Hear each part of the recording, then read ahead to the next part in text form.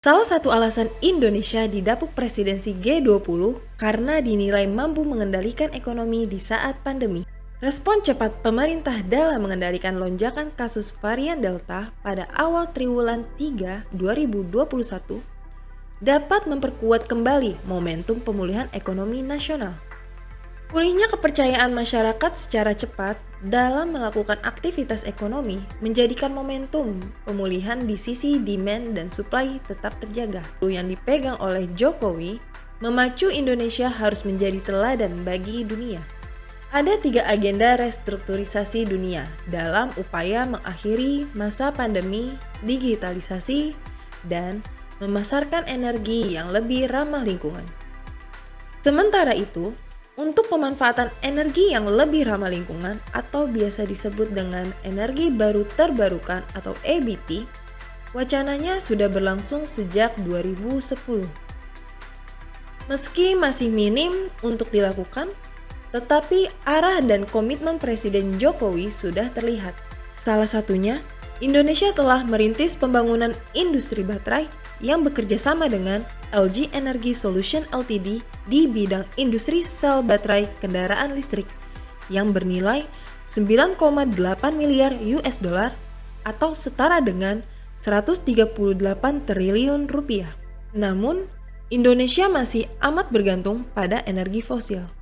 Jika dikutip dari data Kementerian Energi dan Sumber Daya Mineral Indonesia, Arifin Tasrif mengatakan porsi EBT 2020 masih kalah jauh dibanding energi non-EBT. Di antaranya, gas bumi 19,16%, minyak bumi 31,60%, dan batu bara 38,04%, sedangkan EBT pada tahun 2020 baru 11,2%. Peneliti dari Asosiasi Ekonomi Politik Indonesia atau AEPI, Salamuddin Daeng mengatakan, isu transisi digital dan energi merupakan isu penting dan juga mendesak yang harus segera dilakukan oleh pemerintah. Transisi energi ramah lingkungan tentunya memiliki dampak positif untuk lingkungan, namun juga memiliki dampak negatif untuk kedepannya.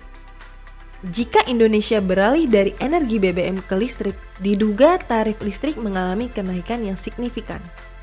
Hal tersebut tidak akan terjadi bila diantisipasi sejak dini oleh pemerintah dan PLN.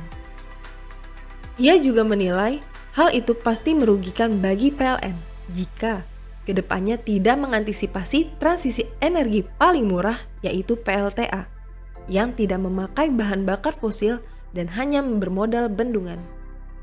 Salamuddin Daeng menambahkan bahwa Indonesia saat ini belum siap semua terkait transisi digitalisasi dan energi terbarukan. Jika dilihat sampai sekarang belum diimplementasikan.